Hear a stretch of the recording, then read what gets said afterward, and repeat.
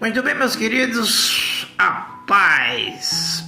Esse já é o terceiro vídeo e eu já dei duas introduções, né? Já expliquei o porquê que o estudo é assim, né? Já dei uma pincelada sobre a teologia, né? Porque não podemos ser contra e não podemos entregar também a nossa vida totalmente à teologia, mas também não podemos ser contra. Temos que ouvir tudo, acolher tudo e reter o que é bom, tá?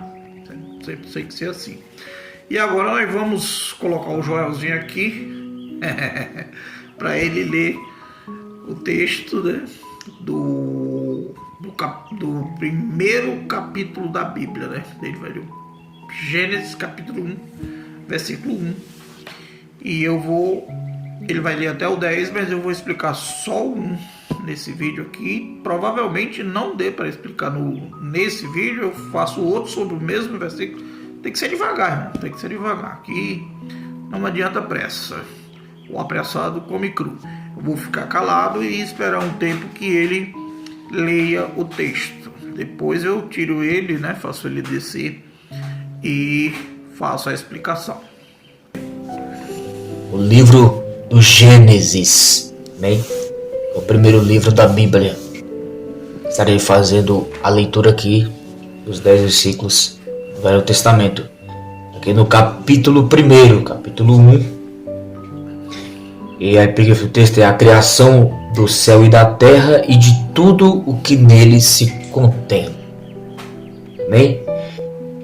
Diz assim: no princípio criou Deus os céus e a terra terra era sem forma e vazia, e havia trevas sobre a face do abismo, e o Espírito de Deus se movia sobre a face das águas. E disse Deus: haja luz, e houve luz. E viu Deus que era boa a luz, e fez separação entre a luz e as trevas. E Deus chamou a luz dia, e as trevas chamou noite.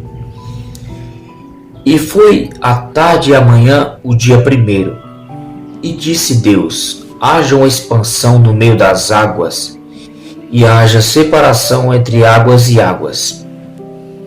E fez Deus a expansão, e fez separação entre as águas que estavam debaixo da expansão e as águas que estavam sobre a expansão. E assim foi. E chamou Deus a expansão céus, e foi a tarde e a manhã o dia segundo. E disse Deus: ajuntem-se as águas debaixo dos céus, num lugar, e apareça a porção seca. E assim foi. E chamou Deus a porção seca terra, e ao ajuntamento das águas chamou mares. E viu Deus que era bom. Amém, queridos? Deus abençoe a vida de cada um de vocês.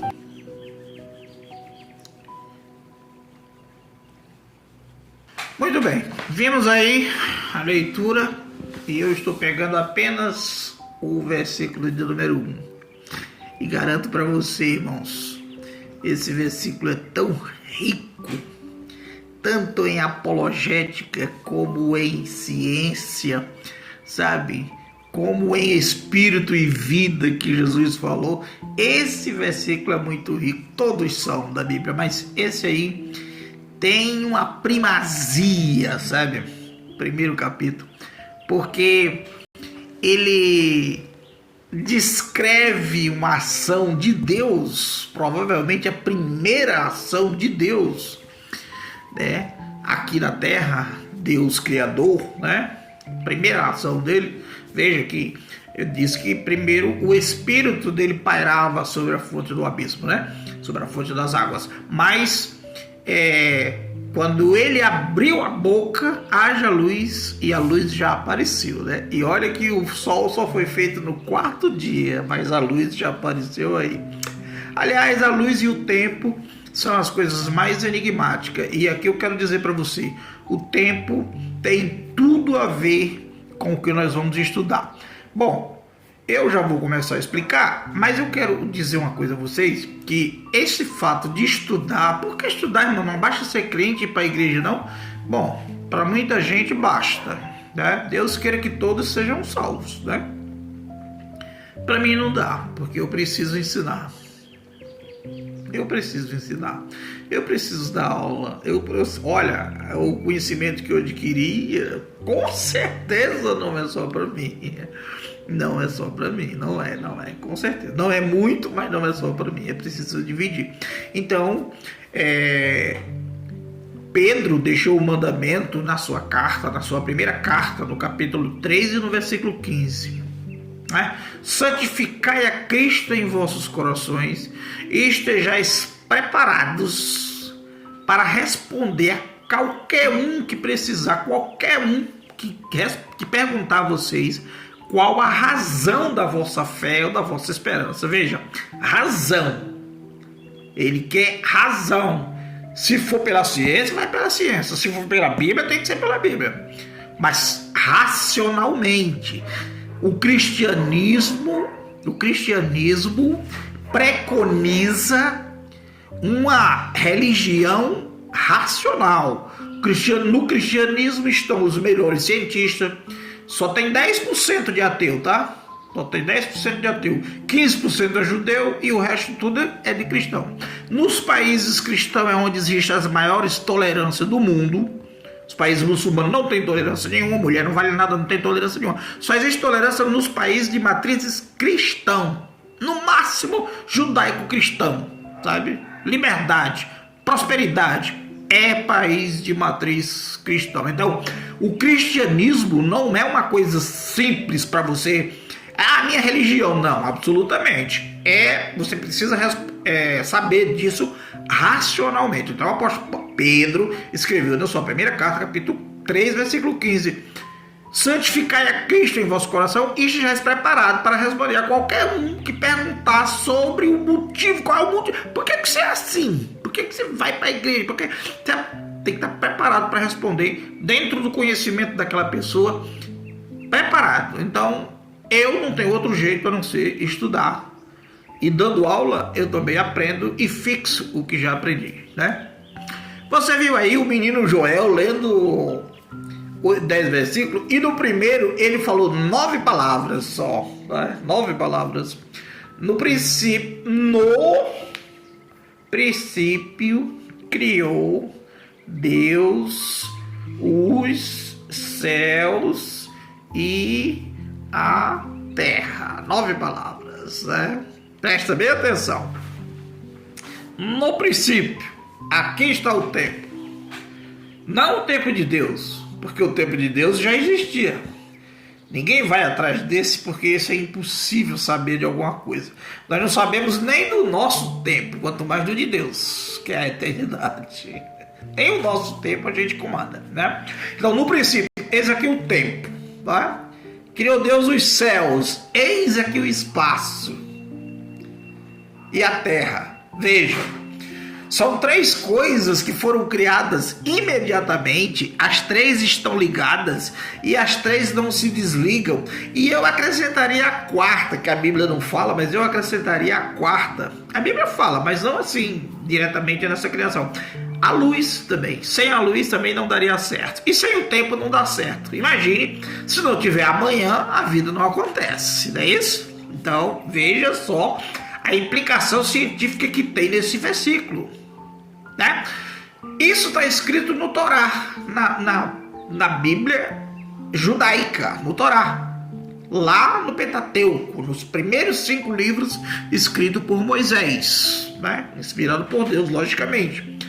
O Pentateuco, aí Juízes, aí Reis, né? Profetas grandes e pequenos, até chegar em Zacarias. Esse é a Torá dos judeus. Os judeus ortodoxos só usam a Torá. E essa Torá, para você ter uma ideia, ela ficou 15 séculos para poder ser fechada.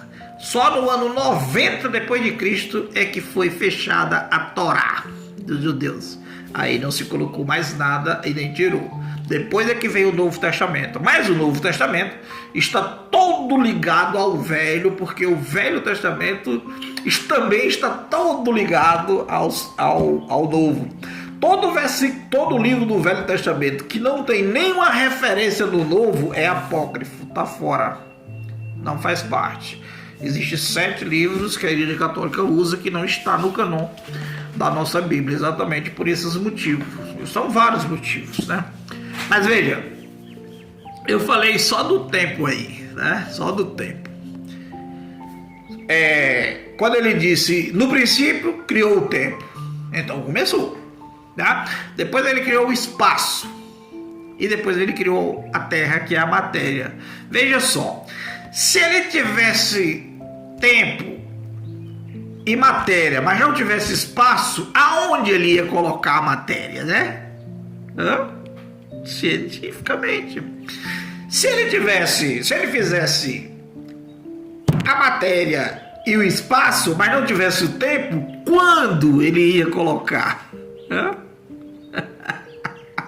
Irmãos, isso é rico demais, sabe? Você pode debater com um cientista, com qualquer troço, porque isso é enigmático. Essas 3 coisas são ligadas em teologia, isso é chamado contínuo. É uma trindade de trindade. Foi criada aí nesse primeiro versículo, nessas 9 palavras, foi criada aí uma trindade de trindade. Vejamos. No princípio, tempo. O tempo tem o tempo nosso, né? Porque o de Deus, eu já disse, nós não podemos nem pensar no de Deus. O tempo de Deus é outro, a dimensão de Deus é outra, tá? Nada a ver, nada a ver. Deus é a causa, nós somos o efeito. A causa não adianta ir atrás, porque a causa não foi causada. Também não adianta discutir sobre a existência, porque eu estou vendo a existência, eu estou me vendo aqui no celular, então eu existo, não preciso discutir isso. Eu sou o efeito da causa, a causa é Deus, e Deus não foi causado. Deus não foi causado. Então não adianta correr atrás dessa explicação. Até mesmo os cientistas, os grandes físicos, Michio Kaku, né, que é um japonês radicado nos Estados Unidos,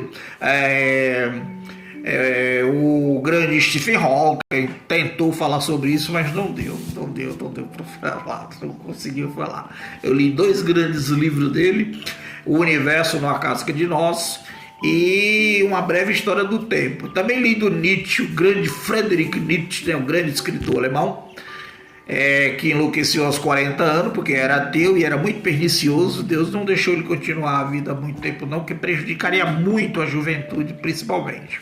Então Deus deu um limite a ele. Como deu também ao Stephen Hawking, né?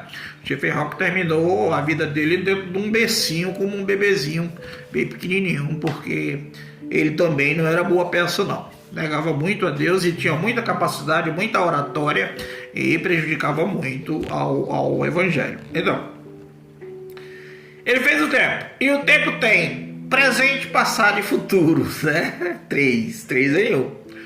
Ele fez o espaço, que é os céus. Então, o espaço tem altura, largura e profundidade. Tens aí 3 em 1 de novo, né? E ele fez a matéria. E a matéria tem sólido, líquido e gasoso.